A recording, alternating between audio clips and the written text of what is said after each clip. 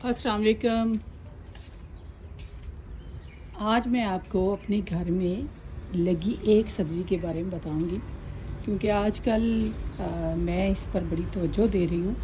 और ये जनाब, आज मैं जब सुबह नीचे आई और सुबह उठते हुए सबसे पहला काम यही होता है कि अपने पौधों को, सब्ज़ियों को देखूं। तो ये जो गोभी के फूल थे उसमें देखें, गोभी माशाल्लाह, और जो इसकी खूबसूरती है, और जितना अच्छा ये लगता है फूल। हम मजाक करते रहते हैं गोभी के फूल का, लेकिन सच्ची बात है कि ये फूल जो है ये बहुत ही खूबसूरत लगता है। और जो फूल हैं वो तो होते ही खूबसूरत हैं, लेकिन अगर सब्जियों के फूल हों और फ्रूट के हवाले से हो तो वो और ही खूबसूरत लगते हैं।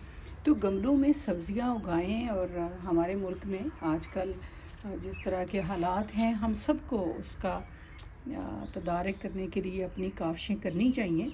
तो आप देखें कि घरों में इतनी जगह खाली पड़ी होती है, लेकिन हम उसको इस्तेमाल में नहीं लाते। तो ज़रूर कोई भी पुरानी बाल्टी, कोई टीन, कुछ भी है तो उसमें मिट्टी डालें। हमारी तो इतनी ज़रख़ेज़ मिट्टी है, और उसमें कोई सब्ज़ी लगाएं। और इससे एक तो खूबसूरती घर की, फिर ताज़ा जो सब्ज़ी आपको मिलती है, और एक सरशारी, एक अजीब सी खूबसूरती घर में रहती है, सब्ज़ा रहता है। तो फिर आप, ये भी होता है कि आप बिल्कुल एक चीज़ खालिस खा रहे हैं या देख रहे हैं उसको। तो ये गोभी को आज बहुत ही मुझे अच्छा लगा देखकर, और मैंने कहा आपसे शेयर करूं। इंशाल्लाह ये हम एक कोशिश करेंगे कि हम सब मिलकर किस तरह अपने घर में सब्ज़ियां और फ्रूट लगा सकते हैं।